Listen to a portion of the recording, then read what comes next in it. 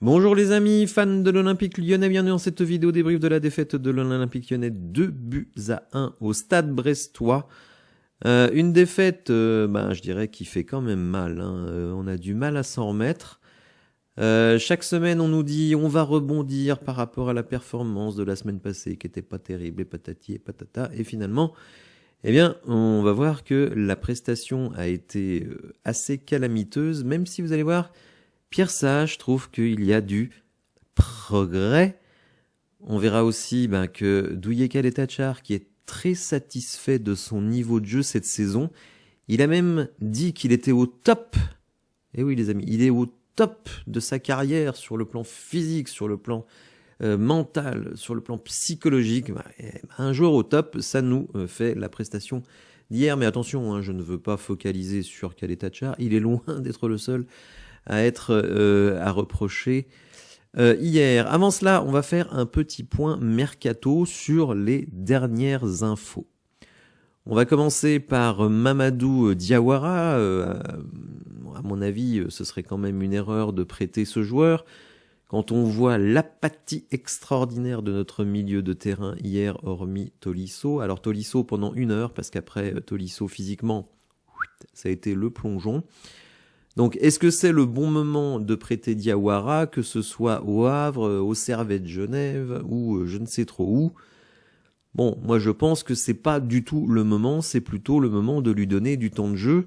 Il y a des matchs de Coupe de France, il y a des matchs de Coupe d'Europe, il y a des matchs de championnat, bon bref. Si vous me dites qu'on termine la saison avec au milieu juste Verretou, Matic, Tolisso, alors bon, Almada en milieu offensif... écoutez, franchement, je trouve pas que ce soit très rassurant. Bon, bref. Autre info, alors là, c'est pour le mercato lointain. Jair, je sais pas comment on dit, Jair, je n'en sais rien. C'est un défenseur brésilien, un beau bébé, plus d'1m90, je crois même plus d'1m95, qui vient d'être signé par Botafogo pour 5 ans. Et il a une clause de transfert vers Lyon dans un délai maximum de 24 mois.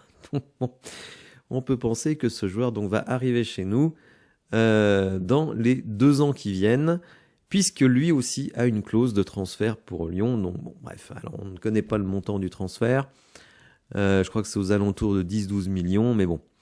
Donc voilà, Jair sera notre prochain défenseur central. En tout cas, le transfert devrait se faire dans les 24 mois, vous voyez. On donne les infos très très en avance. Autre sujet, celui d'Ernest Nuama. Vous savez que Foot Mercato et RMC, les deux, nous ont dit Ernest Nuama, il est à un pas d'Everton, vraiment, c'est tout près, c'est tout juste, il a déjà pas un pied dans l'avion. Alors hier, il a joué, donc on peut se dire que le transfert n'est pas imminent, ça c'est une certitude. Et Hugo Guimet calme tout le monde. Et en plus, je dirais que les décisions de la DNCG font que, on va pas se déplumer, même si bon, il y a beaucoup de choses à dire sur Nuama, mais on va pas se déplumer sur l'aile droite. Vu les solutions qu'on a, Bon, on a vu l'entrée de Saïd Benrahma hier, ça n'a pas été folichon, c'est moins qu'on puisse dire. Donc, Hugo Guimet nous dit Everton est intéressé comme d'autres clubs de Première Ligue. Ça a déjà été dit. Pour moi, il ne peut y avoir aucun accord puisqu'il n'y a même pas encore d'offre. Everton vient d'embaucher un nouveau coach, David Moyes, je crois. Nuama est dans le groupe à Brest. Quand il y aura une offre, j'écrirai dessus. Donc bon, pour le moment, pas question que Nuama parte. Voilà, après ce petit point mercato, passons au match de Brest. Et il y a des choses à dire. Il y a énormément de choses à dire. Il n'y a pas beaucoup de choses positives à dire, mais il y a beaucoup de choses à dire. Alors déjà, le 11 de départ, je dirais que hormis peut-être le cas Lacazette qui peut faire, on va dire, débat, oui. Bon, d'ailleurs, j'ai lancé un sondage pendant le live hier. Vous étiez très très nombreux hier et je vous en remercie. Donc j'ai lancé un sondage hier pendant le live en demandant est-ce que vous estimez que désormais Miko Tadze doit être titulaire à l'Olympique Lyonnais? Vous étiez 89% à dire oui. Bon. Alors, je cherche pas à accabler Lacazette. Je pense tout simplement que, voilà, Lacazette, il est en difficulté. Ce n'est pas le premier match, loin de là. Et Mikotadze, lui, était plutôt sur une bonne dynamique, même si son entrée hier a été quelque peu anonyme. Néanmoins, hormis donc le cas Lacazette, je dirais que par rapport aux forces en présence, il n'y a pas grand-chose à dire. Perry, Mata à la place de Maitland Nice, qui a été catastrophique dans les derniers matchs et qui nous a fait encore une entrée catastrophique, mais cette fois au milieu de terrain. Kaletakar, vous savez, le mec qui est au top de sa carrière sur le plan physique, sur le plan mental et tout ça. Kaletakar.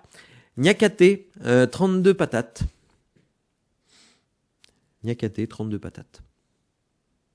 On va voir les notes de l'équipe dans quelques instants. Et Tagliafico, qui lui n'avait pas joué depuis quasiment un mois, peut-être même davantage, et qui grinçait de partout au bout de je sais pas, 45 minutes de jeu, et donc qui a dû être remplacé à la mi-temps. Bon bref, vous voyez un petit peu le truc. Au milieu de terrain, Tessman, Tessman positionné à la place de Matic. Tout le monde, non. Beaucoup me disent dans les commentaires, oh là là, Tessman, mais quel joueur exceptionnel. Ah, Tessman, il est pas bon parce qu'il est jamais titulaire. Ah, Tessman, il est pas bon parce que il joue pas assez, donc on peut pas voir toute l'étendue extraordinaire de son talent. Pardon, excusez-moi. Tessman, l'étendue extraordinaire de son talent. Tessman, c'est une charrette. Je l'ai dit 50 fois, je me fais critiquer sur le sujet, mais je le dis, je le redis, je le redirai. Tessman est une charrette, il n'y a absolument rien à attendre de ce joueur. Pour moi, il n'a même pas le niveau pour être remplaçant à l'Olympique Lyonnais. Donc bon, titulaire, vous imaginez, et on voit bien que là, il ne faut surtout pas transférer Matic. Surtout pas transférer Matic. Bon, bref. Verretou, j'ai toujours dit que Verretou, c'était un mauvais recrutement. Le mec ne sert à rien. Alors, quand même, il met un but. Bah oui, il met un but, il sort à la mi-temps. C'est bizarre. Bah oui, parce que hormis son but, il n'y a rien. Il n'y a que dalle. Il y a Nib. Il n'y a pas de récupération. Il n'y a pas de projection. Alors, ce serait un match isolé, je dirais. Bon, Verretou, il est à côté de ses pompes. Mais c'est comme ça depuis le début de la saison. C'est-à-dire que nous, à l'Olympique Lyonnais, on est content parce qu'on récupère des mecs qui étaient dans le loft de Marseille. Mais Marseille, ils doivent rigoler quand ils voient que la recrue majeure au milieu de terrain de l'Olympique Lyonnais cet été, c'est Jordan Verretou, international français quand même. Bon, bref. Bon, excusez-moi les amis, je suis un peu sarcastique, mais je lis tellement et j'entends tellement de saucisses qu'après, quand on voit là, la réalité qui nous éclate au visage, parce qu'on ne parle pas d'un match, là, on parle de 10, 12, 15 matchs. Alors pendant longtemps, on m'a dit « Ah, il n'a pas eu de préparation, pauvre Verretou, donc c'est normal qu'il soit pas bon. Physiquement, il n'est pas prêt. » Alors je ne sais pas quand est-ce qu'il sera prêt, peut-être la saison prochaine, mais bon, on n'a pas tellement le temps d'attendre. Alors Tessman, je pense que toutes les préparations du monde ne le rendront jamais prêt. C'est une charrette, il n'avance pas. Il n'avance pas. Il est lent, il est mou. Le seul moment où il m'a fait plaisir, c'est quand il a engueulé Ryan Cherki, qui était venu lui faire une remarque après que Tessman ait pris un carton jaune qui, à l'évidence, était immérité. Bon, bref. Bon, donc, comme je le dis, avec les forces en présence, parce qu'après, il suffit de regarder ce qu'il y a sur le banc pour comprendre que finalement, on ne peut pas faire tellement mieux. On a vu Abner une nouvelle fois traîner sa peine sur le terrain. Quand je pense que ce mec-là est titulaire avec l'équipe du Brésil, je me dis, mais où en est le Brésil, les amis? C'est pas possible. Abner titulaire. Moi, je vous dis, il a même pas le niveau pour être remplaçant à l'Olympique Lyonnais. Donc, imaginez, titulaire équipe nationale du Brésil. Koumbedi. Je rappelle qu'il y a des gens qui m'ont dit que Koumbedi, il avait un Malo Gusto dans chaque jambe. Ouais, c'est pas facile des fois. Omari, que j'ai moi-même nommé le plus mauvais joueur du championnat de Ligue 1 la saison passée. Et vous avez des gens qui sont convaincus qu'Omari, ce serait meilleur que Kaletakar. Mais en fait, même pas. Omari, il est pire que Kaletakar. Bref, donc on ne l'a pas vu lui non plus. Diawara, alors certains me disent que je me trompe sur Diawara, qui n'est pas aussi bon qu'on croit, etc., etc. Bon, je sais pas, mais moi j'aimerais bien le voir sur le terrain, Parce que le peu de fois où je l'ai vu sur le terrain, je l'ai trouvé intéressant. Attention, je dis pas que c'est une star mondiale. Mais bon, il peut peut-être apporter un petit peu de physique, un petit peu d'explosivité, un petit peu de box-to-box dans ce milieu de terrain qui est hyper ronronnant. Maitland Niles est rentré au milieu, parce que certains m'ont dit « Ah ouais, mais Maitland Niles, latéral droit, c'est pas vraiment sa position, on aimerait bien le voir au milieu. » On l'a vu au milieu, les amis. Et c'était minable. C'était nul. C'était nul à Yesh. Alors Benrahma, parce que quand j'ai dit il faut surtout pas transférer l'ami Nuama, on m'a dit ah mais c'est pas grave, on a ce qu'il faut sur le plan offensif. Alors moi je réfléchis. Alors qu'est-ce qu'on a sur le plan offensif du côté droit? On a Ryan Cherki, mais si on joue en 4-2-3-1, Ryan Cherki passe en numéro 10. Alors qui on met à droite? Fofana il joue à gauche. Almada il joue à gauche. Benrahma il joue à gauche. Alors il peut jouer à droite, Benrahma est droitier. Bon. Mais vous avez vu l'entrée de Benrahma? J'espère que vous l'avez vu, parce que moi personnellement je ne l'ai pas vu. Je pense qu'il a dû toucher 2 ballons. Bon, bref. Alors, reste Mikotadze et Nuama. Alors, je ne vais pas répéter 1000 fois ce que je pense sur Nuama. Il n'a fait que confirmer mon impression sur lui hier, c'est-à-dire il ne sait pas jouer au foot. il sait pas jouer au foot. Ça fait 1 an et demi que je dis que Nuama est une fraude. Et qu'on me dit non mais il faut lui laisser le temps, et ça, c'est le nouveau Jérémy Doku, on va le vendre 40 millions en Angleterre, tout le monde veut un mec explosif comme ça, machin, il fait, mais Nuama, il est mauvais, c'est pas un joueur de foot. Et il fait partie d'ailleurs, comme Tessman, de ces joueurs qui sont recrutés uniquement sur les datas, mais seulement des datas du championnat du Danemark, des datas de série B italienne concernant Tessman, est-ce que vous pouvez les transposer en Ligue 1? C'est pour ça d'ailleurs que je suis assez prudent sur Thiago Almada, parce qu'on a vu ces datas en MLS qui étaient extraordinaires. Mais déjà, on a vu qu'au Brésil, qui est un championnat, à mon avis, globalement supérieur à la MLS, on a vu déjà que c'était en nette baisse. Donc je me dis, Ligue 1... championnat de Ligue 1, à mon avis, c'est quand même meilleur que le Brésil, je pense. Peut-être que je me trompe. Donc, attention, Thiago Almada, je dis, et je l'ai dit, potentiel de flop. Potentiel de flop. Je ne dis pas que ce sera un flop, je dis qu'il a un potentiel de flop. Bon, bref. Donc, on fait avec cet effectif-là, où finalement, les seuls qui répondent présents, c'est Lucas Perry, c'est Clinton Mata, qui s'est encore battu comme un lion, Corentin Tolisso, pendant 1 heure, je précise, et Ryan Cherki. J'ai trouvé Fofana décevant, et les autres, j'en ai déjà parlé. On va voir justement les notes de l'équipe, et vous allez voir qu'effectivement, ça ne vole pas haut. On voit notre charnière centrale, Kaletachar, crédité d'un joli 2. Pas mal. Niakate, 32 millions, prend 3. Bon, ça fait 10 millions le point. Tessman, qui a un joli 3 également. Verretou qui prend 4, je pense, parce qu'il a mis un but. Parce que sinon, c'est pas sur son activité débordante qu'il peut choper cette note-là. Cherki 6, Fofana 5 parce qu'il fait une passe D, mais sinon, on va dire qu'il a été plutôt absent. Et Lacazette prend 4. Et c'est un 4 extrêmement généreux parce que Lacazette, il y aura 2 occasions de ouf. Alors, la première, je ne peux pas tellement lui reprocher. On peut dire que c'est un bon arrêt du gardien, mais la deuxième, mis dans une position exceptionnelle par Ryan Cherki qui fait une passe absolument magnifique. Et Lacazette se retrouve en 1 contre 1 avec le gardien de la tête. Il la met sur le gardien au lieu de la piquer, au lieu de la mettre à contre-pied. Enfin bon, bref. Un Lacazette, je dirais, normal, vous met le but sans aucun problème. Donc, je suis très déçu de la performance de Lacazette et je suis très déçu de la performance de Lacazette depuis déjà de nombreux matchs. Je fais partie de ceux qui souhaitent que Mikotadze soit titulaire, tout simplement parce que Lacazette n'est pas au niveau. Alors oui, c'est difficile, je ne vais pas dire le contraire, je l'ai déjà dit, sortir Lacazette qui a un statut, qui a le statut sans doute le plus important de l'équipe, le sortir, le mettre sur le banc c'est un vrai risque. Regardez, rappelez-vous sa performance au Paris Saint-Germain. Il démarre sur le banc, monsieur est vexé, et quand il entre, il ne fait rien. Rien du tout. Tout simplement parce qu'il veut montrer à monsieur Pierre Sage que lui, Alexandre Lacazette, on ne le sort pas du banc. Monsieur Fabio Grosso l'a appris à ses dépens et on voit que ça continue, ça n'arrête pas. La République des joueurs, j'en ai marre.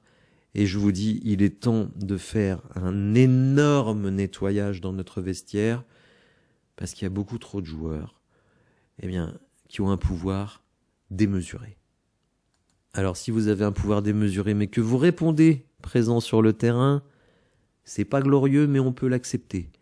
Mais dès lors que vous ne performez plus, là ça devient extrêmement toxique. Alors, j'ai taillé un costard à tous les joueurs quasiment, mais il faut aussi parler de l'entraîneur. Et Hugo Guimet avant le match nous dit « L'OL va se présenter avec un 4-3-3 qui sera en fait un 3-2-4-1 avec le ballon. » Déjà, on comprend pas. On comprend pas ce que ça veut dire. Alors, je dis pas que les joueurs sont des kékos, mais... Ouais, alors on est en 4-3-3, mais en attaque, Destesman, il descend défense centrale. Ça permet de faire monter Mata en piston avec Tagliafico, ça crée du surnombre, et patati et patata. La moindre transition, on se prend un but. Deuxième transition, but. Perd le ballon au milieu de terrain, but. Bref, alors là j'ai dit 3 buts, mais bon, parce qu'il y en a un qui a été refusé. Mais bon, non mais faut arrêter les amis. Tu fais ton 4-3-3, tu fais ton 4-2-3-1, mais t'arrêtes avec tes permutations. T'as des joueurs qui sont moyens. Et en plus, je m'interroge sur le niveau, le QI football de certains. Qu'est-ce que tu veux les faire passer de 4-3-3, défense à 3, après toi tu montes en piston et un tel il revient, machin, tout ça. Mais c'est n'importe quoi. Alors, sur le papier c'est bien, peut-être que quand tu vas faire une conférence de coaching c'est bien, on va dire oh là là, quelle créativité, rendez-vous compte. On est à 4-3-3, ça veut dire qu'en défense, on a 7 joueurs défensifs et que on arrive à se projeter en amenant les deux latéraux comme des pistons, on crée des surnombres de fous. Mais arrêtons, les amis, arrêtons. On a des joueurs qui ont du talent, jouons simple. Tu vas en 4-3-3, tu vas en 4-2-3-1, on se bouge le derche. On va sur le pressing, mais arrêtons de se prendre pour ce qu'on n'est pas. Les amis, on est 6e du championnat, on est derrière Nice. L'OGC Nice. Qui a marqué, quoi, 2 points en Europa League. Non mais, faut qu'on arrête un petit peu. Alors hier, justement, sur Twitter, j'ai publié une petite stat qui, je pense, va peut-être nous remettre à notre place réelle. Voilà, c'est notre classement sur les 10 dernières saisons. Et on voit que depuis 2019-2020, on a fait 7e, 4e, alléluia, sortons le champagne, 8e, 7e, 6e, et on est à nouveau 6e. Voilà qui on est. Arrêtons de se prendre pour ce qu'on n'est pas. On n'est pas Manchester City, que nous on commence avec 4 et machin. Manchester City, moi je joue sans latéraux, gna gna gna gna gna. Mais non mais franchement, mais pour qui on se prend les amis ? Et à écouter certains supporters, on a des superstars à tous les postes. Non. On a une équipe avec 2-3 joueurs de talent. Oui, c'est vrai. 2-3 vétérans qui ont de la qualité. Oui, c'est vrai. Mais on a tellement de trompettes dans cette équipe, les amis. On a tellement de trompettes dans cette équipe et on ne veut pas le reconnaître. On nous invente des pseudo-joueurs qui ont un potentiel extraordinaire. Des Nuama, qui vont tout défoncer en Angleterre. Des Tessman qui jouent avec l'équipe des États-Unis, cette grande équipe des États-Unis, et qui a rayonné en série B italienne. Non mais vraiment, mais c'est désespérant. C'est désespérant. Bon, bref. Bon, vous l'avez compris, hein, je suis pas... je suis pas dans les meilleures dispositions ce matin. Faut dire que ce match m'a vraiment démoralisé. Alors, ce qui m'a démoralisé aussi, c'est la décision de la DNCG. Je ne vais pas vous mentir. Donc, si vous voulez, quand on prend la semaine là de l'Olympique Lyonnais, eh ben, match catastrophique face à Montpellier où on gagne, mais c'est le miracle des loups. Décision donc d'appel rejeté auprès de la DNCG. Et donc, cette prestation à Brest qui a été catastrophique. Alors ça se retrouve évidemment sur mon graphique préféré, l'attaque momentum, donc l'élan offensif. Et regardez notre début de match, on n'existe pas. Et on prend 2 buts. Tout à fait logique. Une défense totalement apathique. Un collectif aux abonnés absents. Bon bref, on termine mieux et on finit par être récompensé par un but. On se dit quand même, mais un petit peu comme à Paris, les amis. À Paris, on démarre mal, prend 2 buts, on a failli en prendre un 3e, mais finalement, à la mi-temps, on s'en sort pas si mal puisqu'on n'a qu'un but d'écart. Donc on se dit, oh là, attention, hein, là le coach, il va prendre les choses en main à la mi-temps, il va te recadrer tout le monde, les leaders du vestiaire vont te recadrer tout le monde, on va repartir en 2e mi-temps, mon gars, mais on va aller le chercher ce but. Eh ben en fait non. Donc regardez un petit peu le début de 2e mi-temps. Alors là il y a une petite échauffourée. Puis après la fin de match, parce qu'il y a toujours 2-1 à ce moment-là, on fait rentrer des mecs. Et regardez ce qui se passe. Rien. Il se passe rien. Vous savez, quelqu'un hier dans le chat, pendant le live, m'a dit il n'y a plus d'équipe. On n'a plus d'équipe.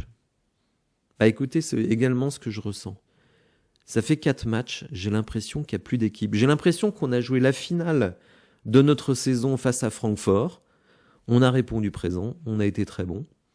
Et puis alors depuis, on a l'impression que voilà, bah c'est fini, on a fini notre saison les gars, c'est bon. On est sûr de se qualifier pour la suite de la Ligue Europa. Bon, on est sûr qu'on descendra pas. Bah c'est bon, la saison est finie. Il n'y a plus rien à jouer. Non, c'est bon, c'est fini. On parie, on y va, bon, ouais, c'est sympa, on va aller faire un petit tour, une petite promenade avant le match, aux alentours du Parc des Princes, bon, on va faire ça. Après, on est en vacances, on aura quand même la Coupe de France, et puis, la saison 2025, la plupart se disent, moi, de toute façon, cet été, je me casse, donc faut surtout pas que je me blesse. D'autres me disent, moi, de toute façon, je suis sur un siège éjectable, donc je vais pas me faire chier pour un club qui veut me virer, enfin bon, bref. Le coach, on voit bien que le coach, il a aucune poigne. Quand on a fait les notations des joueurs, hein, je vous avais proposé de noter les joueurs et le coach, j'avais dit, ce qui me gêne le plus avec Pierre Sage, c'est que je sens qu'il n'a pas d'autorité. On le voit là. Les 2 débuts de 2e mi-temps, les deux débuts de mi-temps, je dirais que c'est là où le discours de coach doit être le plus efficace, puisque au début, vous avez la causerie du match, donc vous devriez démarrer à fond la caisse, et à la mi-temps, là aussi, il peut recadrer l'équipe, et on voit qu'il ne se passe rien. Donc je me dis, Pierre Sage, il n'a aucune autorité. 0,000 autorité. Il n'y a aucune réaction. Alors ça, on va dire c'est mental. Après, sur le plan collectif, moi, je ferai un lien, et vous savez que c'est une de mes obsessions, mais bon, malheureusement, comme beaucoup de gens, j'ai des obsessions. Alors le problème, c'est quand vos obsessions, elles sont à côté de la plaque. Et d'ailleurs, certains me disent, sur ce sujet-là, tu es à côté de la plaque. Puisque moi, je n'arrête pas de dire, physiquement, notre équipe, elle avance pas. Elle avance pas. Alors, c'est lié d'un certain point de vue au profil de nos joueurs. Bah, c'est sûr que quand vous avez des Verretou, des Tolisso, des Kaletakar, des Niakate, des Matic et tout, bah oui, ça n'avance pas. Oui, on s'en doute bien que ça n'avance pas. Mais en plus, moi, je mets en cause la préparation physique. Et j'ai des gens dans les commentaires qui me disent « Mais tu racontes n'importe quoi, on voit bien quand on regarde des matchs, c'est tout à fait le contraire. Notre équipe, c'est une des équipes les plus explosives, les plus dynamiques, qui fait le plus de pressing et patati et patata. » C'est vrai qu'on fait du pressing, mais il y a faire du pressing et à faire du pressing efficace. Et alors là, déjà hier, le pressing, il y a une équipe qui a fait du pressing. Elle s'appelle le Stade Brestois 29, figurez-vous. Avec 5 ou 6 ou 7 fois moins de budget que l'Olympique Lyonnais, mais bon, des mecs qui cavalent.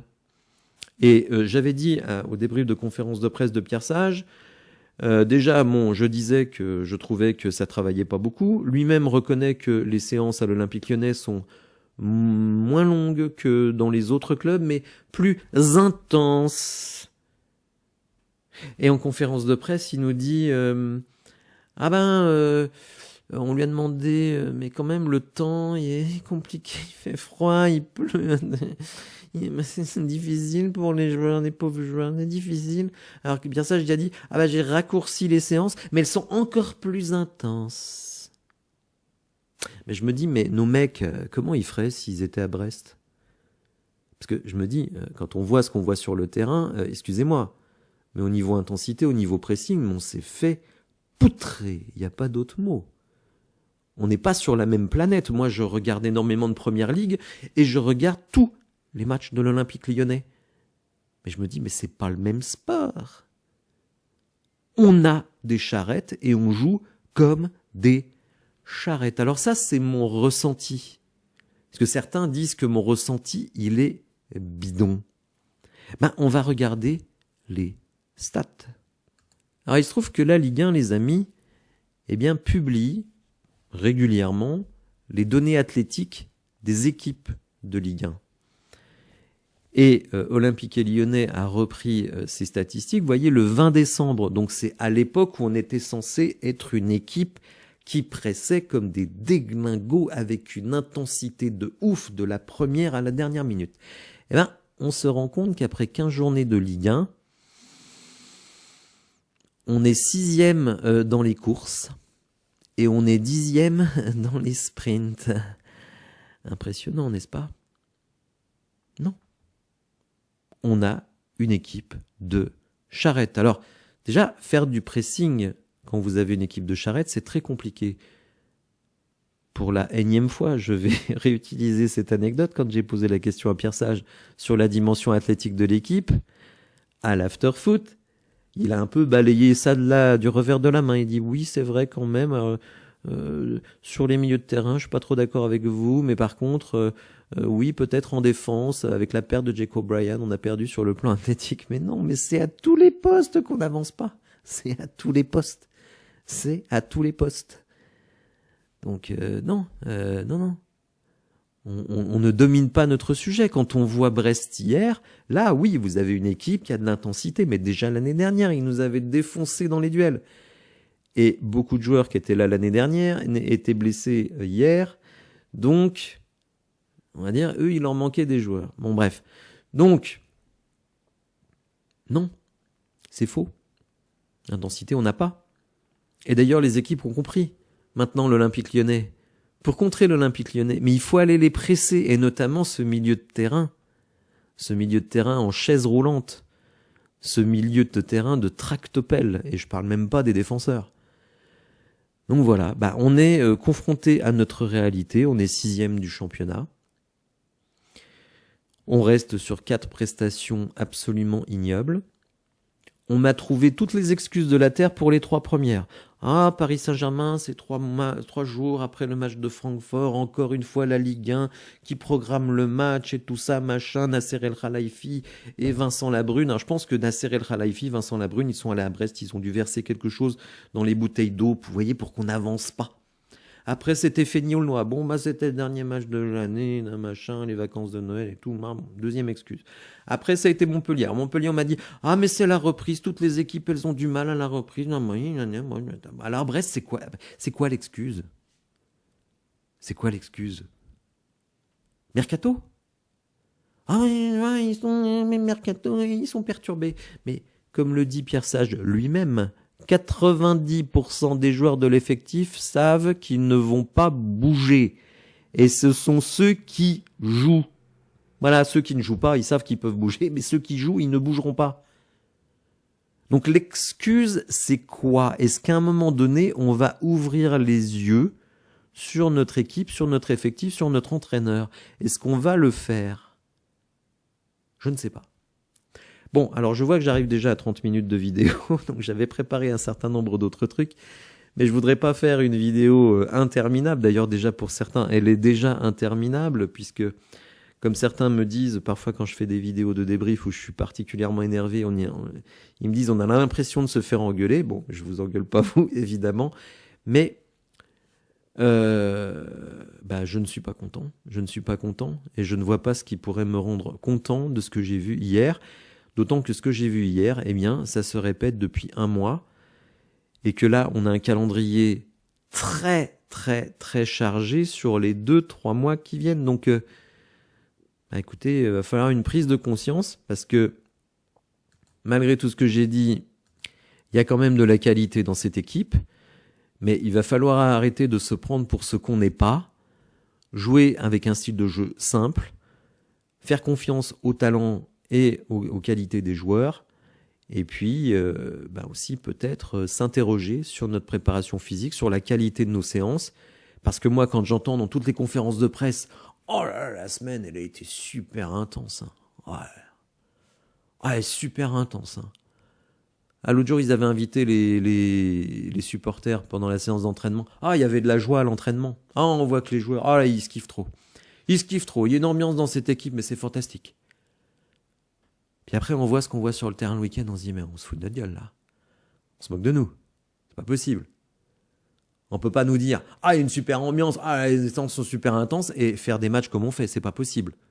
Donc à un moment donné, il y a un chaînon manquant, il y a un truc qui va pas. Bon voilà les amis, écoutez, je ne sais pas comment vous allez recevoir cette vidéo, certains seront d'accord avec moi, d'autres trouvent que je suis trop sévère, d'autres trouvent que je comprends rien. Bon écoutez, on ne peut pas plaire à tout le monde, en tout cas, j'ai donné mon ressenti dans ce débrief, j'espère malgré tout qu'il vous aura plu. Si c'est le cas, n'hésitez pas à liker la vidéo, à vous abonner à la chaîne, à activer les notifications, et je vous dis à bientôt pour de nouvelles infos, et notamment demain, où il pourrait y avoir du lourd les amis, donc restez connectés. Bonne journée, bon dimanche à vous, et à bientôt.